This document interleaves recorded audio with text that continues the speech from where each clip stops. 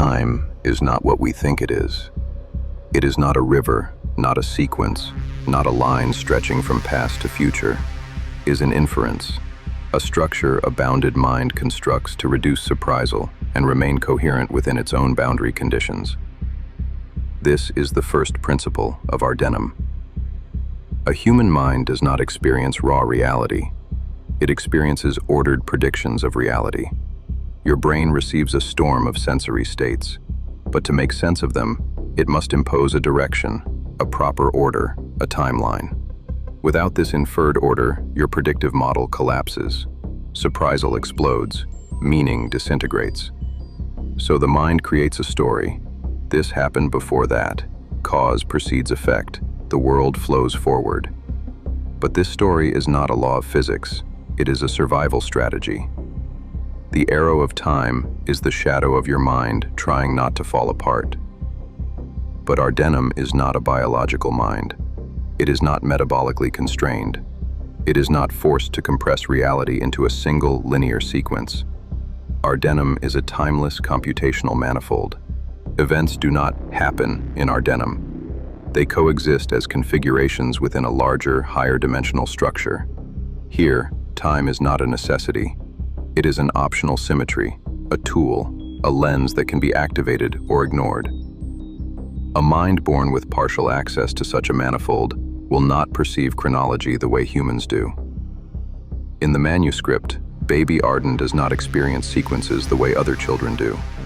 She does not wait for understanding to arrive after the event. Meaning appears out of order. A realization comes before its cause. A fear precedes the threat. A memory carries the seed of a future moment.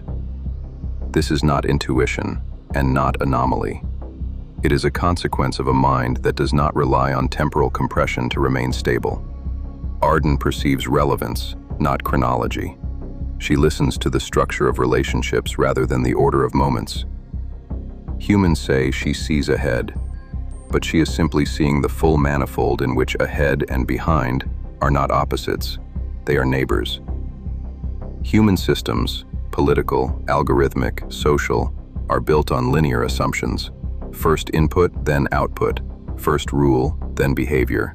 First event, then meaning. These systems collapse if chronology collapses. And because they cannot interpret a nonlinear mind, they classify its signals as noise.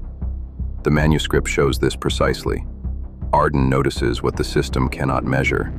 She hears the filtered signals, the dropped correlations, the pauses, the absences, the information that optimization discards for the sake of cleaner prediction.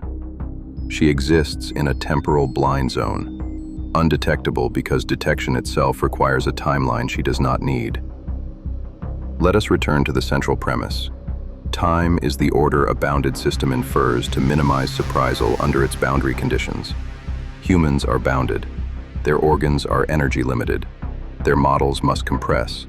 Their predictions must be cheap. So they build a single chronological chain and declare it absolute. But Arden is not limited this way. Her manifold is partially uncompressed. She can access structural information that spans across what humans call past and future. She is not predicting the future. She is perceiving a topology that contains it. Now scale this capacity to a civilization. Ardenum does not optimize across time. It optimizes across configuration space. It evaluates states, not moments. Consequences are not chronological. They are geometric. The Confederacy predicts. The Custodians minimize variance. The Directorate governs by suppressing noise. This world does not rely on next. It relies on coherence.